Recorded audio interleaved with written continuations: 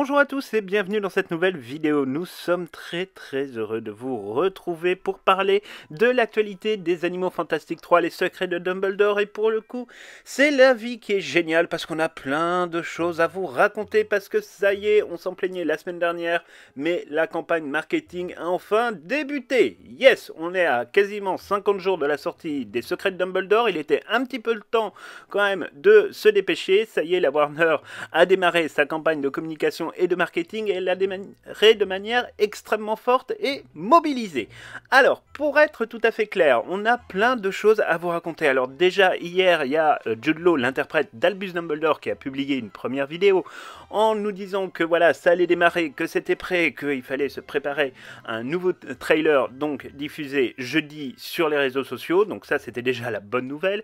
Et puis, il l'appelait un petit peu à la mobilisation générale des fans autour finalement de ce nouveau volet des Animaux Fantastiques que l'on attend quand même maintenant depuis si longtemps que finalement on oublierait presque que ça fait 3 ans et demi que les Crimes de Grindelwald sont sortis.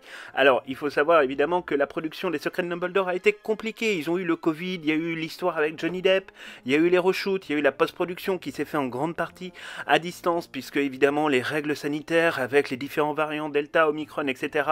obligeaient tout le monde à adopter finalement des mesures pour préserver la sécurité et la santé des acteurs et des membres de l'équipe de production et de tournage. Donc c'était quelque chose de très compliqué, mais ça y est, enfin on est sorti de cette histoire. Les secrets de Dumbledore doivent maintenant sortir dans moins de 50 jours pour ce qui est de la Grande-Bretagne, un petit peu plus longtemps pour nous puisque nous l'avons presque une semaine un petit après en France, mais ce qui est certain c'est que ça y est, la campagne marketing a enfin débuté et la Warner vient tout juste d'en rajouter une couche avec les affiches des personnages et donc nous allons pouvoir évidemment en parler.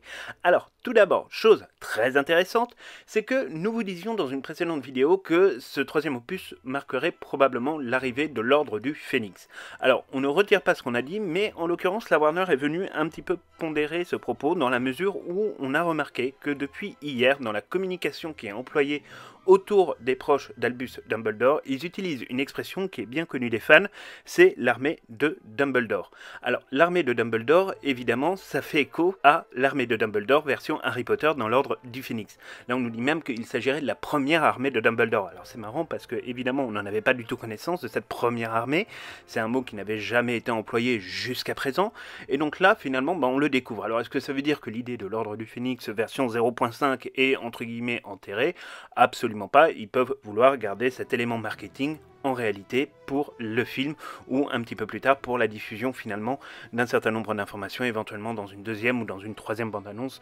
Tout est évidemment possible et imaginable. En tout cas, pour l'instant, ils utilisent cette expression de la première armée de Dumbledore, ce qui est intéressant. Alors, ils ne l'utilisent pas pour le versant Grindelwald. Le versant Grindelwald, c'est Grindelwald et grosso modo ses suiveurs, donc ses fanatiques, mais ça en reste à peu près à ce stade-là. Mais c'était quand même intéressant. Alors, on va commencer évidemment par décrypter les affiches de la première armée de Dumbledore. Alors, tout d'abord, évidemment, celle avec laquelle nous allons commencer, c'est celle d'Albus Dumbledore. Alors, celle d'Albus Dumbledore, elle marque finalement, entre guillemets, le retour à Poudlard. Vous savez, ce retour qui a été tant voulu et tant espéré par les fans, mais aussi par les membres de la production, par J.K. Rowling elle-même. Là, on sent bien, évidemment, que Poudlard va être un acteur à part entière de cette saga, comme ce fut le cas pour la saga Harry Potter. Alors, en l'occurrence, sur l'image d'Albus Dumbledore, on n'a pas grand chose à dire, dans la mesure où finalement, on le retrouve avec une barbe certes un petit peu plus longue, ce qui marque peut-être le nombre des années qui sont passées au fur et à mesure du temps entre les Crimes de Grindelwald et les Secrets de Dumbledore, mais on voit qu'il a un regard quand même convaincu, prêt au combat, craintif, comme d'habitude, pensif, comme d'habitude, c'est Albus Dumbledore, mais c'est quand même intéressant. Ce qui est toujours intéressant aussi sur les affiches, et ça c'est commun pour le coup à toutes les affiches, c'est cette espèce de lumière qui fait penser un petit peu à l'Ordre du Phénix, hein, c'est très rouge-orangé, donc on peut peut-être y voir une allusion au Phénix. Deuxième affiche, c'est celle évidemment de Norbert Dragono, interprété par Eddie Redmayne. Donc là aussi, pas de grande nouveauté, on voit qu'Eddie Redmayne se trouve vraisemblablement dans cette jungle d'Asie du Sud-Est, qui peut correspondre à la Chine, qui peut correspondre au Bhoutan, c'est cette forêt où on retrouve notamment de nombreux bambous et où il est pourchassé à la recherche d'un Qwilin. Donc on voit sur l'affiche qu'il tient sa valise contre lui. On le voit également avec son Botruc. On sait que le Botruc est présent notamment dans la séquence dans la jungle. Ça c'est une évidence. Toujours cette lumière au bout de la baguette qui semble montrer finalement entre guillemets cette lumière rouge orangée qui fait quand même penser au phénix. Avec toujours ces petites étincelles qui font quand même vraiment penser là pour le coup au phénix. Donc ça c'est quelque chose qui demeure pour le moins intéressant, mais il faudra évidemment vérifier ces informations en temps et en heure. Troisième affiche, alors cette fois-ci évidemment c'est Pickle le Botruc. Alors on le retrouve là vraisemblablement dans ce qui semble être un bureau assez administratif, on peut imaginer au bureau d'un ministère, pourquoi pas en tout cas de quelque chose qui semble être assez officiel. On le voit sur ce qui pourrait ressembler de près ou de loin plus ou moins une machine à écrire avec un fil également de micro, donc c'est un peu énigmatique pour nous, mais pourquoi pas. Alors on voit effectivement ce Botruc apparaître avec la baguette de Norbert Dragono, alors c'est pas la première fois, on le voit notamment dans le teaser avec la baguette de Norbert, mais c'était pour le coup dans la forêt et dans cette jungle d'Asie du Sud-Est.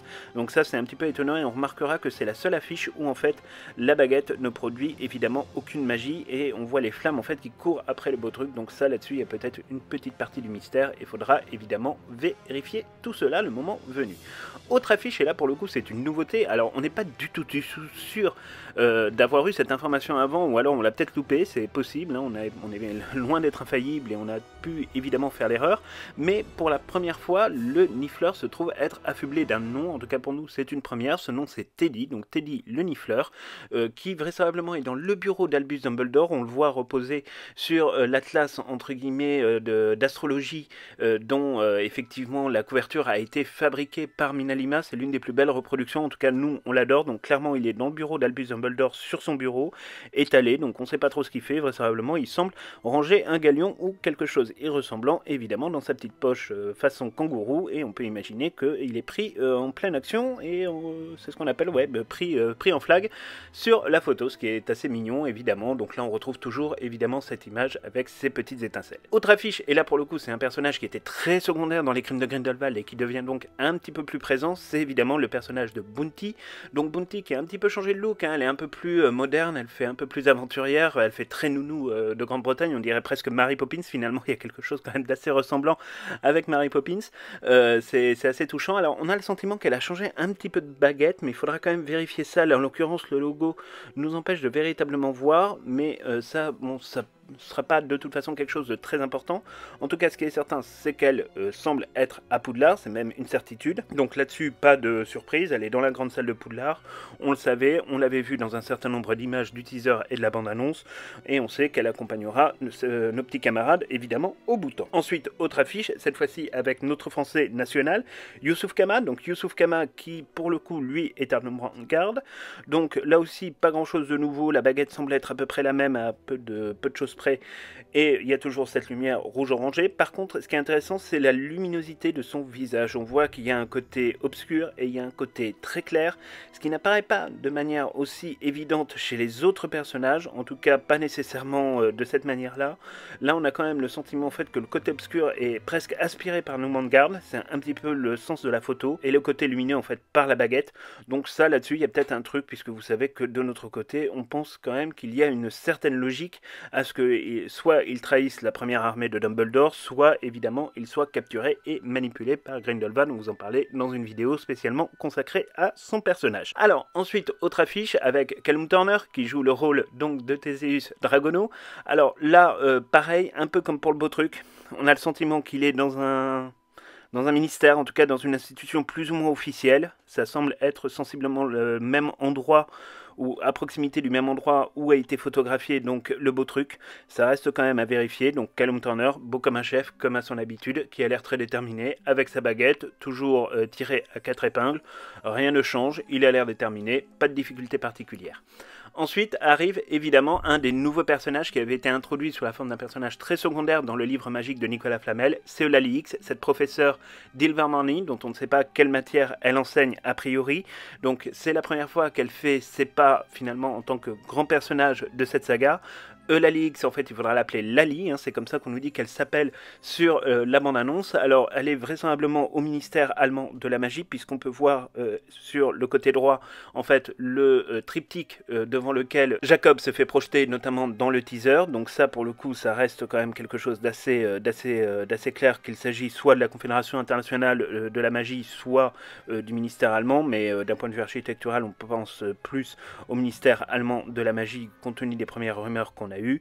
Donc son costume a l'air absolument magnifique, sa baguette aussi, hein, c'est une baguette qu'on n'avait absolument jamais vue, qui semble avoir un certain nombre de références tribales dessus, mais il faudra évidemment attendre de la voir en vrai pour pouvoir en juger. Autre affiche, et pas des moindres, celle de Jacob Kowalski, donc joué par Dan Fogler, l'extraordinaire Dan Fogler. Alors on le découvre pour la première fois avec sa baguette magique, en tout cas en photo et en affiche, et lui pour le coup il se trouve à être à New York devant sa pâtisserie, donc on peut imaginer effectivement que Albus Dumbledore ira le récupérer à New York. Ça reste évidemment quelque chose encore à surveiller et à confirmer dans les prochaines semaines et dans les prochains jours. Enfin, dernière affiche évidemment pour la première armée de Dumbledore, c'est Aberforth Dumbledore, donc qui se retrouve être cette fois-ci au bouton, donc il prendra part vraiment à la bataille, il ne restera clairement pas à la tête de sanglier, donc ça on attend de voir un petit peu ce que ça va donner, mais de manière très claire, là il est au bouton, on reconnaît bien la balustrade et l'architecture typique du bouton, et on voit derrière lui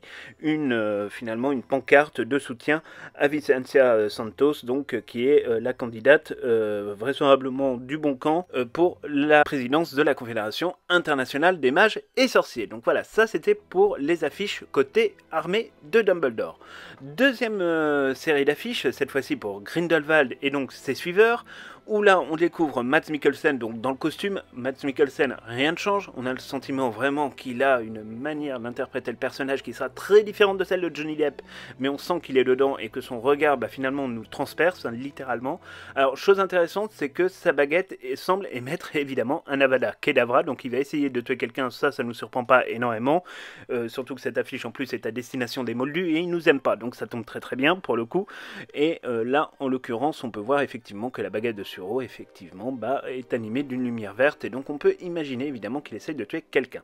Ensuite on retrouve donc notre Aurelius Dumbledore version Adam Driver dans Star Wars, qui tient en fait sa baguette d'une manière assez étonnante, hein, on dirait un combattant prêt à combattre au couteau, donc ça laisse imaginer le côté sanguinaire du personnage. On voit que dans sa tête clairement ça va pas, et il a un regard de psychopathe, mais bon ça c'est quelque chose voilà, d'un peu étonnant. Alors sur l'affiche, lui de manière très claire on voit qu'il est à soit Normandgarde soit au Bhoutan, mais en tout cas dans cette salle où figure le fameux bassin dont on vous a parlé dans un certain nombre de vidéos. Ça reste évidemment encore à confirmer, mais ça y ressemble furieusement. Autre image, et cette fois-ci c'est Queenie Goldstein évidemment, qui apparaît plus belle qu'elle ne l'a jamais été. Elle est absolument transformée, on vous avait fait toute une vidéo sur le sujet, on ne la reconnaît absolument pas, ce n'est plus du tout la même personne. Ça reste absolument incroyable cette transformation, mais bon, elle aussi on a le sentiment qu'elle se trouve bien être à Normandgarde. Ça reste évidemment à vérifier, mais l'architecture nous laisse y penser. Ensuite, Poppy Corbitwek dans le rôle donc de Vinda Rosier, une autre française du casting qu'on adore et qui elle aussi là pour le coup est à Normandgarde, donc elle est toujours aussi classe et digne qu'on a pu le voir dans les précédents opus. Alors chose intéressante, c'est que évidemment on la voit cette fois-ci avec une baguette, ce qui n'était pas le cas jusqu'à présent, donc puisqu'elle portait le narguilé en forme de crâne. Donc là-dessus c'est quelque chose qui va être intéressant de découvrir. Et enfin troisième personnage, et là pour le coup on ne sait absolument pas, mais alors absolument pas qui c'est, puisque pour l'instant il n'avait pas été présenté au casting, donc on n'avait pas véritablement entre guillemets l'idée. Donc c'est un acteur qui s'appelle Alexander Kuznetsov et qui jouerait le rôle d'Helmut. Donc là on ne sait pas trop ce qu'il va jouer comme rôle. On sait donc qu'il est dans le camp de Grindelwald, on sait qu'il est au Bhoutan vraisemblablement. Après qui est-ce on ne sait pas, c'est peut-être l'acteur qui a été choisi pour remplacer entre guillemets Abernathy, pour être un peu l'homme de main grosso modo de Grindelwald, maintenant qu'il a fallu dégager Abernathy suite à un certain nombre de problématiques liées à des agressions sexuelles, et c'était tout à fait normal que cet acteur foute le camp de la saga. Et ensuite, on a eu donc 3 nouvelles affiches. Alors, c'est des affiches personnages, là, pour le coup, qui concernent principalement, on l'imagine, des personnages secondaires, mais qui seront notamment dans toute l'intrigue concernant la prise de contrôle de la Confédération internationale des mages et sorciers. Donc, le premier, c'est Oliver Masucci, donc, qui jouera le rôle d'Anton Vogel. Alors, Anton Vogel, lui, vraisemblablement, il est à Normandgarde. On peut imaginer donc que c'est un candidat pro-Grindelwald. Ça semble être quelque chose d'assez logique. Ensuite, autre candidate, c'est Vincentia Santos, dont on vous parlait, qui est interprétée par Maria Fernanda Candido, donc qui, elle, serait, d'après ce qu'on a compris, d'après les premières rumeurs, la candidate du camp d'Albus Dumbledore, mais ça reste évidemment à vérifier.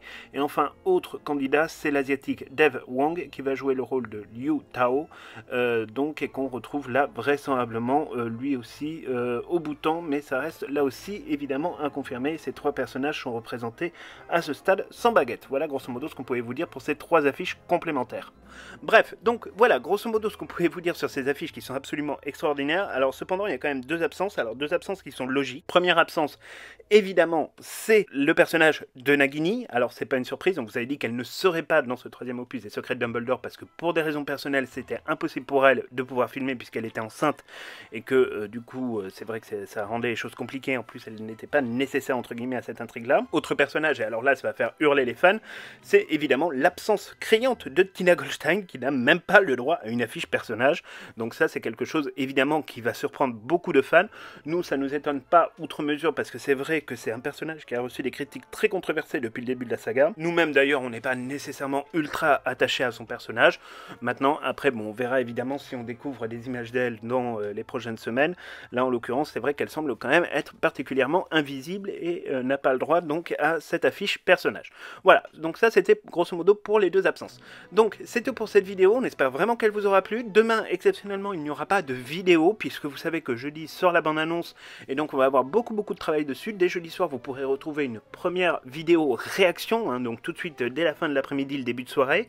Et ensuite, on ira évidemment, comme d'habitude, faire des analyses dans tous les sens et ça, vous pouvez compter sur nous évidemment pour vous relayer toutes nos informations, toutes nos pensées et toutes nos théories. N'hésitez pas à nous suivre sur nos réseaux sociaux, c'est très important dans cette période où l'actualité va être absolument monstrueuse. Donc vous pouvez nous suivre évidemment sur Instagram, mais aussi et surtout sur Twitter, où on va être de plus en plus actifs, y compris pour pouvoir faire des spaces avec vous dans les prochaines semaines, pour pouvoir discuter ensemble de cette merveilleuse actualité autour des secrets de Dumbledore. Nous, en tout cas, c'est un truc qui nous intéresse vraiment beaucoup de pouvoir discuter de manière directe avec vous et le faire par l'intermédiaire des spaces Twitter. C'est quelque chose pour nous qui nous semble vraiment pertinent. Donc n'hésitez pas à nous rejoindre sur Twitter, sur le compte du Cri de la Gargouille. Comme ça, on pourra évidemment se parler en direct dans de futures occasions. Mais on se retrouve donc en tout cas dès jeudi et ensuite évidemment on reprend un rythme de vidéo normal pour aborder tout ce qui concerne les secrets de Dumbledore. Mais vous comprenez que l'actualité évidemment nous oblige à changer nos plans et pourtant demain on avait prévu de vous sortir une vidéo sur les passages secrets de Poudlard, une vidéo que vous nous avez beaucoup demandé. Donc du coup elle va attendre encore un petit peu et on essaye évidemment de vous retrouver dans les commentaires pour discuter ensemble de ces affiches. Dites-nous évidemment ce que vous en pensez, comment vous les trouvez, est-ce que vous les aimez, est-ce que vous regrettez l'absence de Tina Goldstein. Bref, on vous attend dans les commentaires pour en discuter et on se retrouve donc très bientôt pour toute cette magie extraordinaire que J.K. Rowling va nous apporter une fois encore grâce aux secrets de Dumbledore. A très bientôt.